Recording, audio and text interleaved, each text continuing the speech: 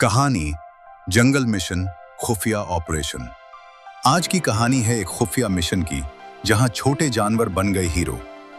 आगाज घने जंगल में एक खुफिया टीम रहती थी जिसका नाम था मिशन स्क्वाड।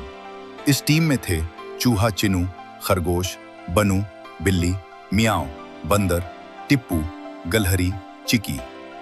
मिशन का ऐलान एक दिन जंगल में खतरा आ गया। एक चालाक लोमड़ी ने सबका खाना चुरा लिया। चिनू बोला, ये एक खुफिया मिशन है, हमें खाना वापस लाना होगा। प्लान टिप्पू दरख्त पर चढ़ा और बोला, लोमड़ी गार में है। मियाओ ने कहा, हमें चुपके से जाना होगा। एक्शन।